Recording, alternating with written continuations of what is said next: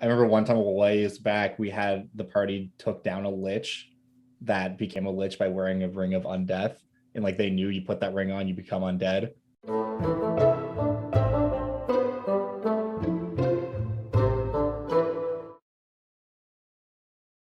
Hi, welcome to HowtoDandD. My name is Fred Wheeler, and today we're going to talk about Dungeons and Dragons. This is the Dungeon Master Roundtable number 7, and I have some guests with me who are going to answer some very important questions.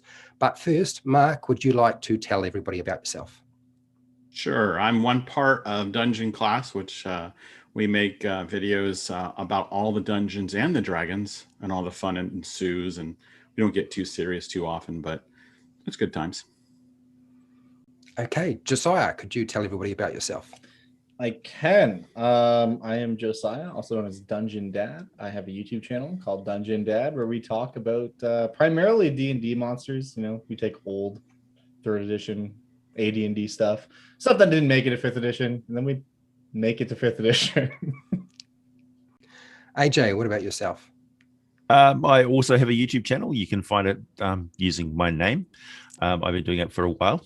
And I make videos on whatever my viewers ask me to make videos about, really. Mostly D&D and Forgotten Realms, a lot of cosmology stuff. I have a huge archive of videos which are still relevant for 5th edition because there's just so many things to pack into all those videos that I've got to make a couple of them every week. But who else is going to? Mr. X? Mr. X, Jordan. Yeah, it's true. I guess I'm nothing special. Do you include cursed magic items in your game, and why or why not? That's my question to everybody, because cursed magic items are usually things that players don't really like. And I think dungeon masters like them more than players do, but I thought it would be interesting to know what everybody's doing. So Mark, do you use cursed magic items? I do. And I do it more for the comedy effect, but I've had good success with them, actually. Mixed results, let's put it that way. So the one that went really well was one that is an Amulet of Questioning, is called, and person puts it on and it changes their sex, which was really great for a paladin who was all manly and stuff, and he put this on, he flipped to a girl. He really seemed to enjoy being a girl, and so he got to kind of try some things. So it actually, it turned, I thought it was kind of funny to maybe change things up and all, but he actually kind of liked it, and I don't know if that means to more exploration maybe in life. I don't know. I'm not here to judge or anything. The other thing I did was I had, the one that didn't go well was a teapot that I had that was, anytime someone pulled out this teapot, everyone had to stop what they're doing and have tea. Now that did not go well because, you know, I had a real serious Death Knight kind of scene prepared, and they pull this out. I'm like, oh no, you know, so all of a sudden everything stops, you know, and we had, but let's just say that later they accidentally fell on that particular tea set and broke it. So that was no longer a problem. But I don't know. I think it brings a little bit of levity to the game because it can be very heavy and very serious. And it's nice to kind of have a release of pressure in the game. Cool. I love that. That's good. I remember the teapot story in the past. Yes. And it's a good story. It's I like, like I feel like it's an item that you definitely need to actually produce in a document so that people can use it themselves and then find out they shouldn't use it. But anyway, Josiah, what about you in terms of cursed magic items? Yeah, in the general sense, I do agree that I think really minor items that have little stupid curses attached to them can be hilarious sometimes, for sure. In terms of like big, powerful cursed magic items, I kind of shy away from that just because I don't love the use of them. Like it sucks to get some super cool magic thing and be like, also, it's going to kill you in an hour or whatever. Like, you know, stuff like that can be interesting, but it has to be employed properly. I've used cursed magic items in the past as elements to a puzzle. I've used cursed magic items where it's like, hey, this thing is cursing you. This is terrible, this bad thing's going to happen in like X amount of time or whatever. But it's also made very clear that like there's a way to fix this, and then that becomes a quest. It's like, oh shit, we have to fix this so our fighter doesn't just die in like 3 days or whatever. And that can become like a useful tool to make your players go somewhere where they might not normally consider going.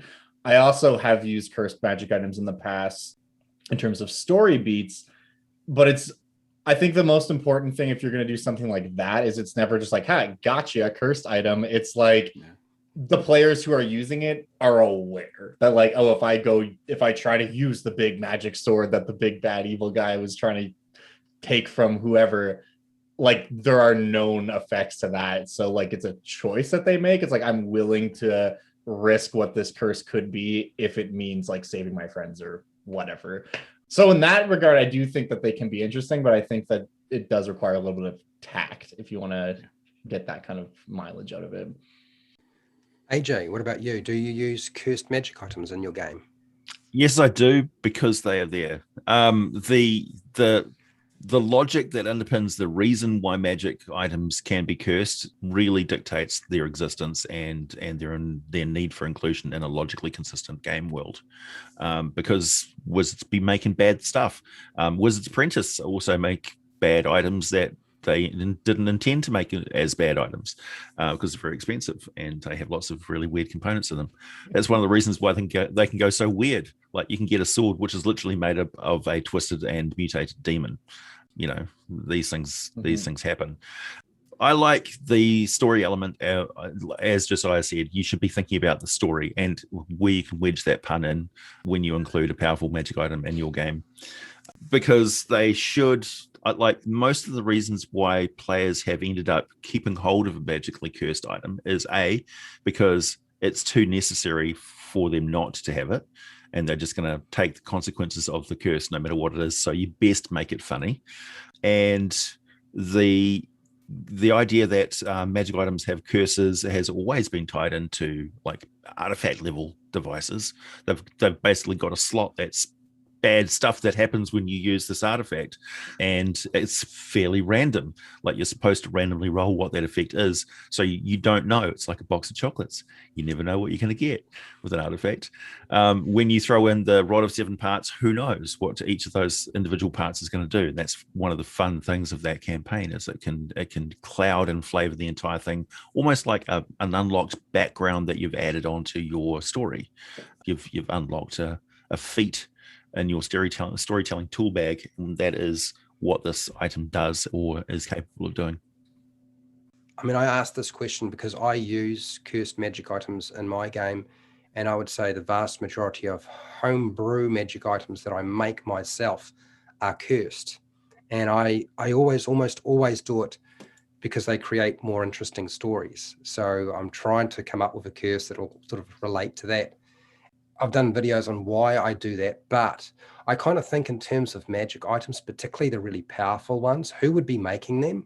And I was thinking, I think that it's more likely that most of these magic items are probably getting pumped out by liches, because they're the only ones who can live long enough to actually make these things, probably the only ones who are powerful enough to create them, and they're probably the only ones who have enough resources to do it.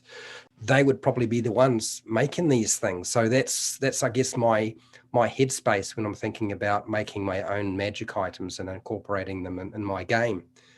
I've had two that I've used. One was an endless canter of water, and basically it just worked like a normal endless canter of water until, of course, the stopper disappears, and then it just keeps producing water.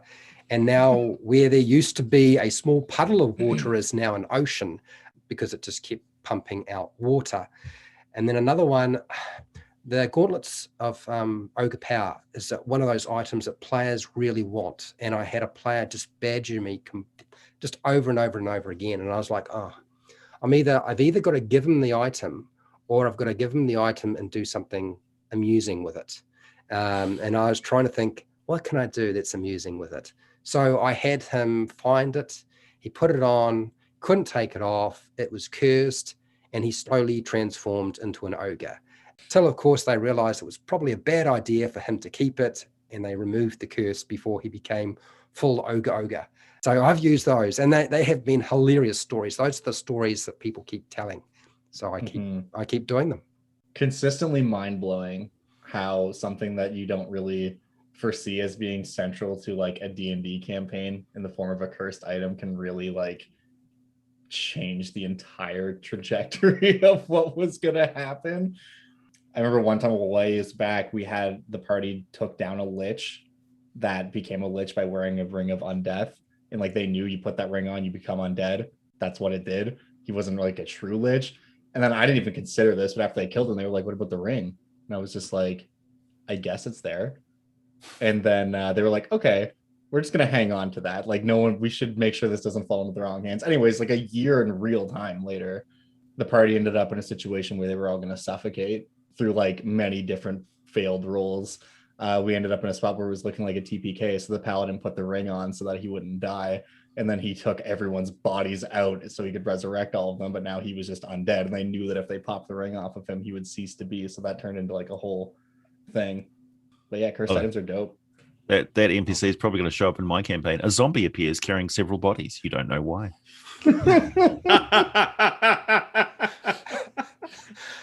Okay, so let us know down in the comments, do you use cursed magic items in your game of Dungeons and Dragons or RPGs, and why?